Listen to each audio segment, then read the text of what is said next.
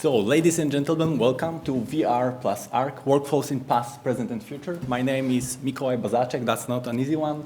I'm currently part of a design technologies group at Herzog De Meuron, and today I will take you on a short adventure that will show how we went from zero VR usage in the company to practically anybody being able to author VR content relatively easy. All along our presentation on the bottom, you will see a timeline that will allow you to orient yourself when the stuff I'm describing happened. This will look a little bit in the past, but also will look a little bit in the future as well. But first, for those of you that don't know, Herzog De Meuron is a company founded by Jacques Herzog and Pierre De Meuron in 1978. And you may know some of our buildings, such as Beijing National Stadium, Philharmonie in Hamburg, Tate Modern, both the original conversion and the extension, this beautiful stadium in Bordeaux, or the iconic Vitra House in Germany. And to understand better where this design technologies team sits in the company, so the most important thing for us are the projects, of course, but you have all these back office teams supporting the projects. So you have your finance, you have your HR, and you have us, the Design Technologies Group, currently sitting at around 20 people, and we are all architects with a certain twist or a certain interest. Basically, what we're doing is helping people to use their digital tools properly. And what's important, we are always working with a project. We are not a R&D team that closes themselves for a couple of months and then comes out with a solution. And we are not bound usually to one project, so we swap between them quite often. And in the team, we have people that are specialized in modeling, in scripting, programming. Also, we have, of course, BIM and CAD managers, people that are very keen on digital fabrication and manufacturing. Later on the main stage, you will be able to see a talk from Florian Frank here about user customizable software. And of course, we have a small VIS team of 5 people. 2 of them are focused on pushing and using virtual reality technology in the company. One of these people is me. And so today, I want to take you through a couple of these chapters. And all along the way, you will see what problems that we encountered along the way and how we approach solving them. And of course, we'll take a little look at the near future, a couple of things to look at, and a couple of things that are interesting for us especially.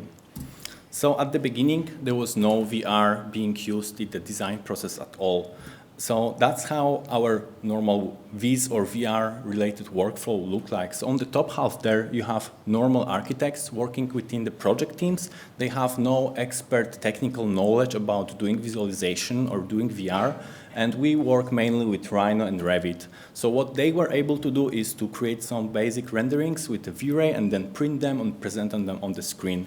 If they had something more technically challenging or, for example, a high-profile press release visualization to do, they would turn to us, the design technologies teams, and we would basically export stuff from Rhino, import it into Max, and then render it with V-Ray or create some real-time experiences with Unreal Engine 4. And you can see all along the way, we have this manual labor, this monkey work, as I call it, because these are all super tedious tasks that we have to do manually. And spoiler alert, we will try to automate that, but this all will be soon replaced by proper third-party plugins and programs. So this is an example of our real-time experiences at this time. So for example, this interior furniture layouts that we use to convince the client that our proposition is fitting the project better, or this urban simulation when this is a high-rise in Basel, Switzerland, where the client and we wanted to see how this will impact the city skyline, basically. And instead of doing dozens of renders, we proposed to them doing this interactive simulation that they can go to virtually any point in the city and then see how it will look like from there. But then this major mainstream,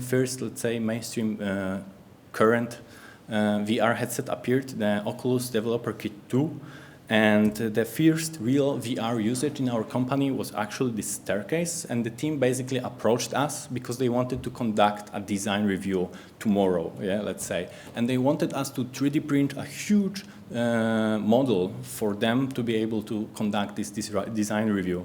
And basically we said, okay, in this time frame, this is impossible, but we have this new cool thing called virtual reality, and we could try to make it work so you can conduct your design review this way. So they sent us a super, let's say, rough 3D model, and head of our team, Stefan Rigas, spent the whole night trying to fix it and make it usable. And we were able to put together a quick scene in Unreal Engine 4. And basically the whole setup was not perfect in any way. Yeah? The machine running the VR goggles was underpowered, the environment wasn't very comfortable, but after 30 seconds of confusion, the partner conducting the design review started pointing fingers at and commenting on the design. And basically that design review was a success. And the team came back to us with the feedback that with this tool, they were actually able to pinpoint some design issues that they weren't able to see normally by using drawings and renderings. And they were super excited to first to see this space that they were designing one-to-one, like with their own eyes, with natural perception. So you see on our workflow diagram, we gained the ability to actually author or create these 6 degrees of freedom through virtual reality experiences now. And of course, this one-to-one experience, people are super happy to see it and to be able to visit those spaces, but with all of these come problems, yeah? So discomfort, the isolation issue, because you are alone in this space and everybody else can just see the screen that you're looking at. Portability was an issue, and the workflow to get there was also super complex. So the first problem that we wanted to tackle was this portability. So instead of this huge workstation, we built a small custom-built PC with a powerful GPU. And this white thing, you are able to move around easily and put it in a meeting room, and it looks kind of okay there. And next project that was kind of a milestone for us was this Stadtcasino project, where the team approached us because they wanted to do a VR experience, because they wanted to convince the heritage guy, because they were doing restoration of these classic interiors, that whatever they're doing was nice and fine and okay. And for us, that was a good project because it's way more complex geometry-wise, and we wanted to see if it's possible to put this amount of detail in this new medium, and it proved to be working fine, up to the extent that the team was so happy that they extended the simulation to the whole interiors. And that was also the first time that we used this for a client presentation. So they were brave enough to show this to external clients and to let them take a walk basically in this non-existing interior environment. So you can see on the left side, that's a normal, let's say, design client meeting environment with prints and plans on the walls, but in the middle of the room you also have the VR setup. And it looks something like this. And remember, back in the day, there was no one-click plugin or ready-made interfaces. We had to create everything from scratch ourselves. But we are not a software development company, so it was quite crude, but allowed for basic movement and quick teleportation between important points in the project. So all along the way, we tried to automate these tedious steps. So we automated the UVW unwrapping at this point, but that's it. And at this point in time, V-Ray also introduced the 3.4 update, which blew our minds because they introduced rendering in a stereo cube map format, which basically meant we could open any of our 3ds Max scenes and just with a flip of a switch, instead of looking at a framed picture, we could find ourselves inside the design for the first time. And for us, that was very important because with minimal work, we had this familiar workflow that we could immediately turn into a VR experience. And this also allowed us to render some super fast renderings such as those. Basically, the team came to us with super simple Rhino model, and we rendered it in all this white material and sent it back to them. And with this, they were able to make a design decision if they wanted a 3 or 4 flight staircase. They don't need super detailed model for that. So we gained these benefits of this super familiar, fast workflow.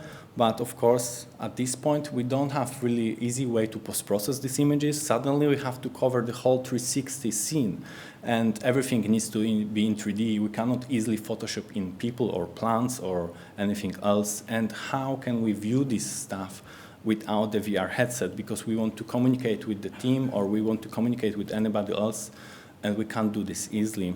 So you can see at this point, we gain the ability to author this Stereo 360 3 degrees of freedom VR content that you can look around but not move around, but still everything has to go through us, through design technologies team, the specialists. Yeah? The normal people, let's say, cannot alter anything easily themselves, really. So next we set on to solving this communication issue. So we create an internal web-based, browser-based tool that allows for simple drag and drop of the rendered panoramas or cube maps and viewing them in a browser. So it's working on the intranet. I can send a link to another person and they can just flip through and comment, because they don't need to go into VR to comment on these 360 renders. Necessarily. And what's also important for us, it doesn't reset the viewpoint once you flip through the options, because usually we create a lot of variations for one viewpoint. So we want to be able to compare them easily. And that would mark the end of the first cycle, and the second cycle for us started once the hand track controllers were released. And this is now a given, but back then it was a huge change. And basically, before we had this custom interface running with the Xbox 360 gamepad, and that wasn't very, let's say, obvious for a lot of people that aren't used to game controllers. So once we got these hand track controllers, all these issues disappeared, because people could just simply point and click and teleport to a point, to the place they wanted to be in. And this also solved a lot of comfort issues for us.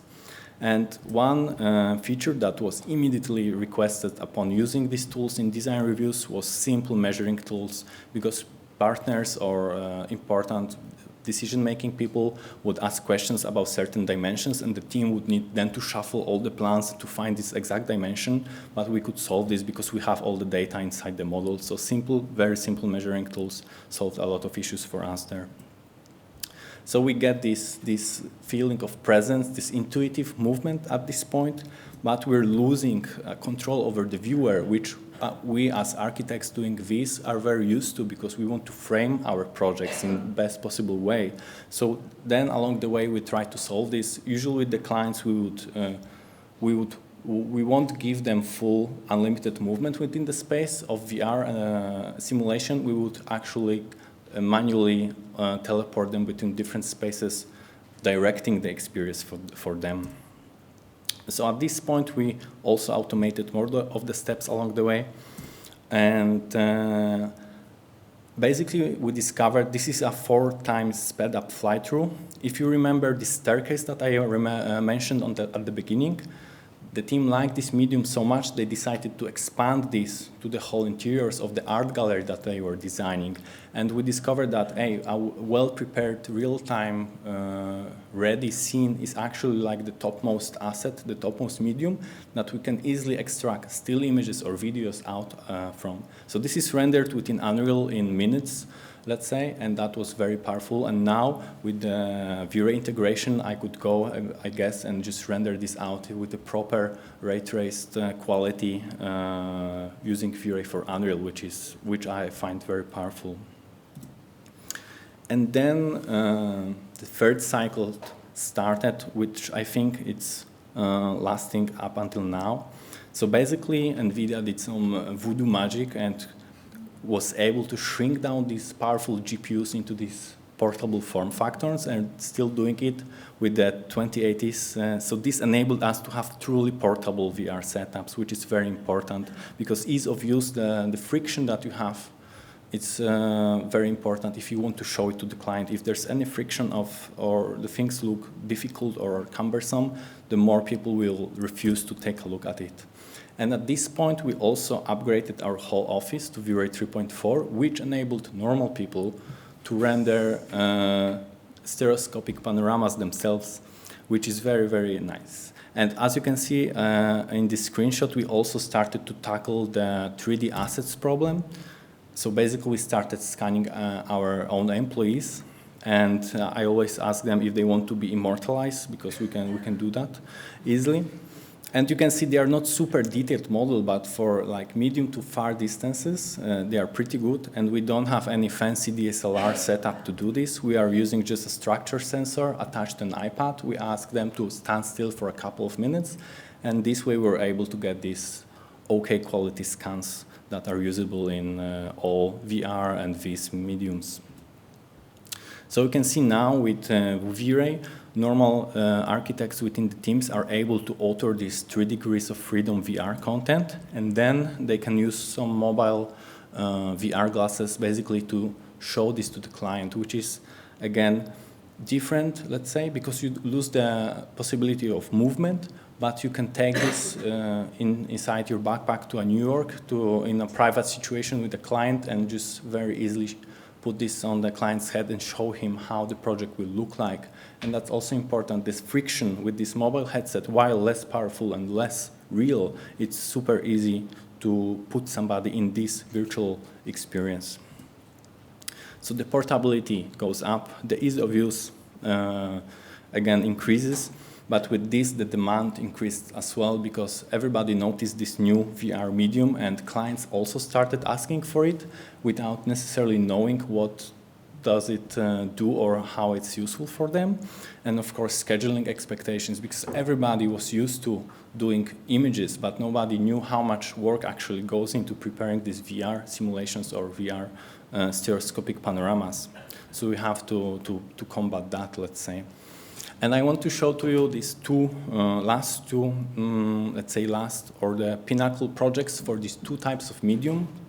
The pre-rendered stereoscopic panoramas that, again, this Roche company that is building this high-rise in Basel asked us to do because they want to show to the public and to their future employees how their campus will look like. So our initial idea was to take a 360 picture and just render the towers in, but we couldn't do it because the street that you see on these renders is already a building site. So we have to recreate everything in 3D. So it was quite an immense, huge scene to render out, but we managed to collect all the data from the teams and model the surrounding street in 3D in order to create these high-quality stereoscopic panoramas.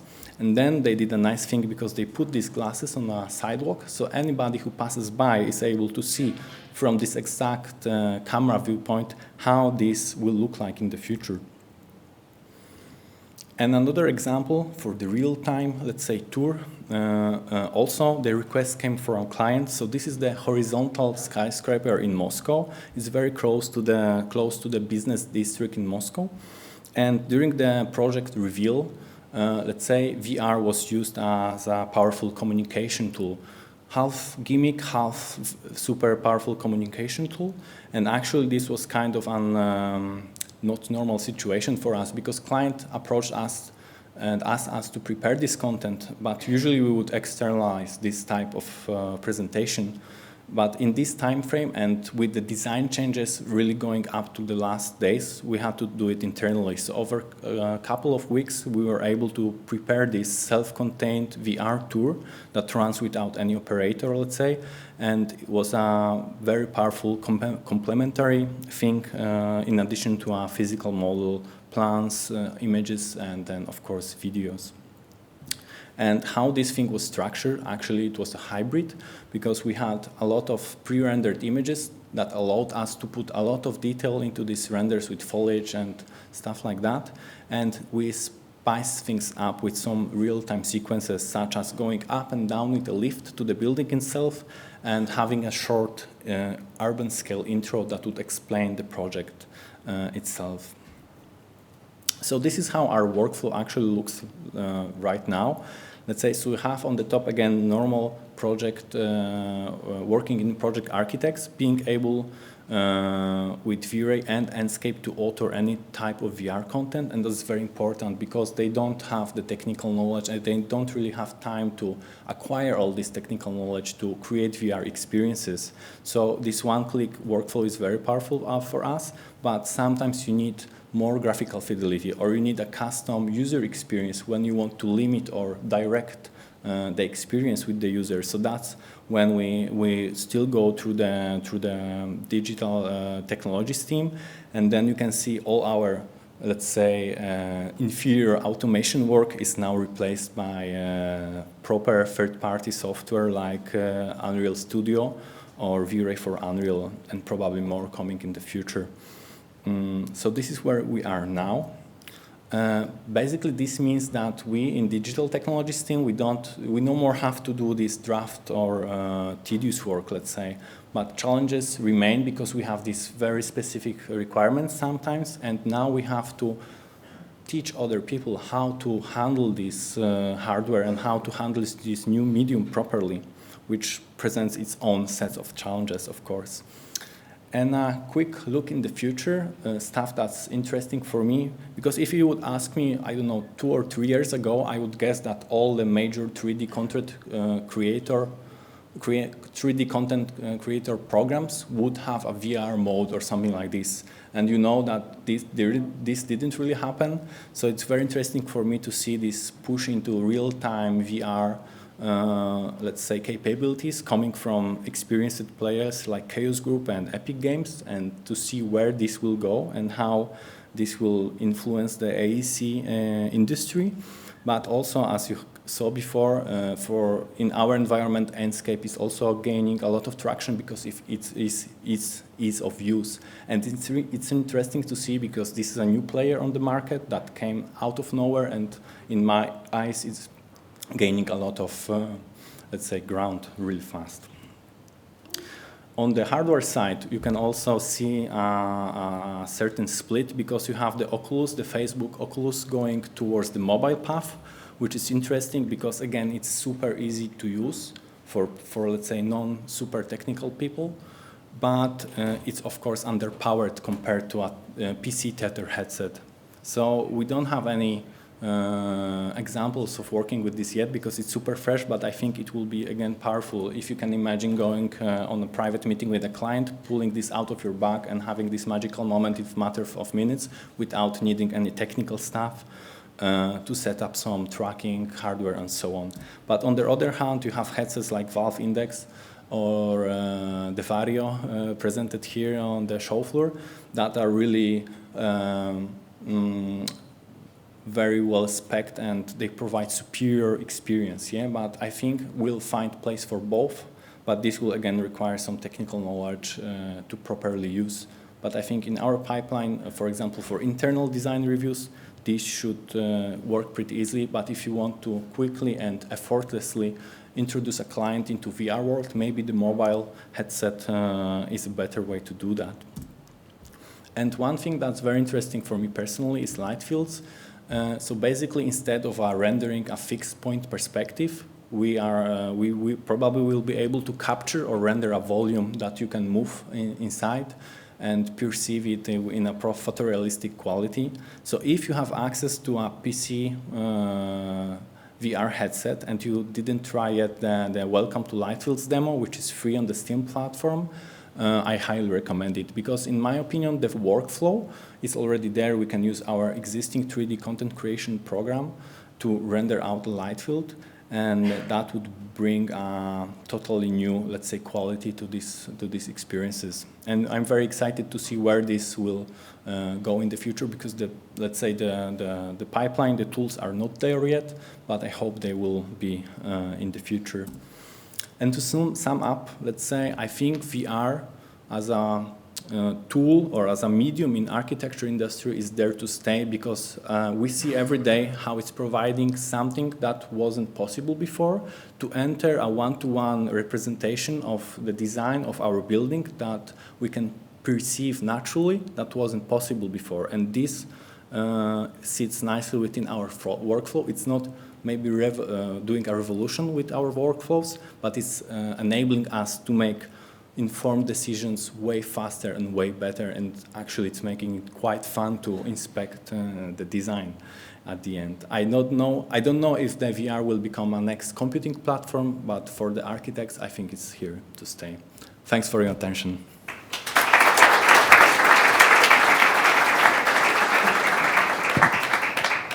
Thank you, Mikolaj. We've got time for a couple of questions before we move on to our next speaker, but I just wanted to comment. I think it's really fascinating to see your workflow, your current pipeline, take advantage of 3 of our speakers already. So we had Enscape, Unreal Engine, and V-Ray all speak within today's session. It is great to see that workflow converging around some of these tools and so many of our hardware HMD partners upstairs as well. So over to the audience. Any questions for Mikolaj? It's quiet. Okay, going up. We've got one here. Okay.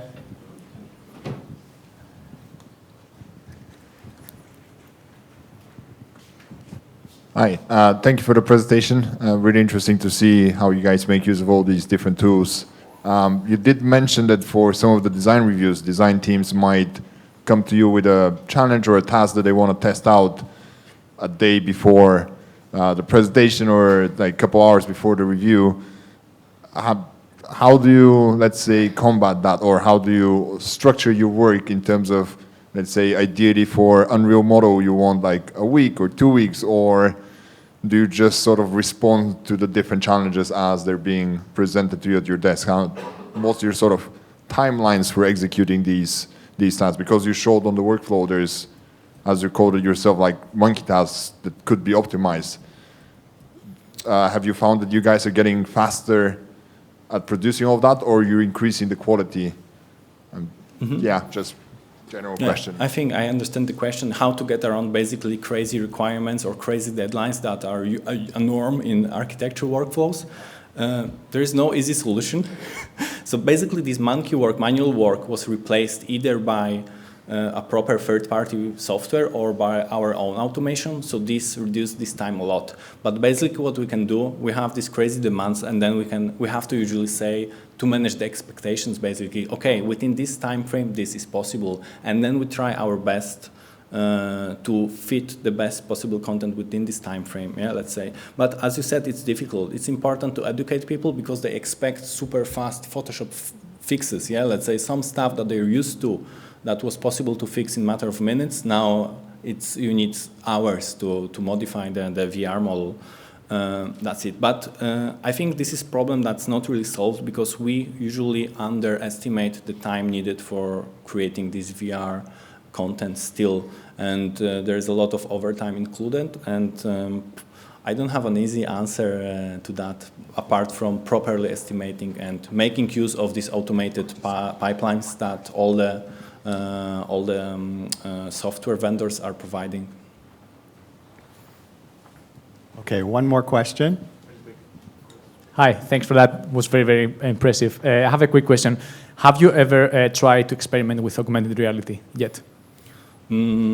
So, no, and not yet, because I think the hardware, personally, I think the hardware is not yet. We are waiting for the hardware to get better. We have a lot of interest in AR as well, but the usual comment we get from architects that, from, let's say, not super guys that are not into VR technology, the usual comment we get that why this VR headset is so blurry, why it's not sharp, why can I see pixels? Because they are so used to high resolution screens. So for them, the current state of VR technology is not enough, and AR in terms of field of view and what we can get, what visual fidelity we can get, it's even worse there. I think it's interesting, especially as HDM, we are working a lot with physical models. So enhancing or expanding these physical models with AR, it's going to be something very interesting for us. Awesome. Thank you so much. Thank you.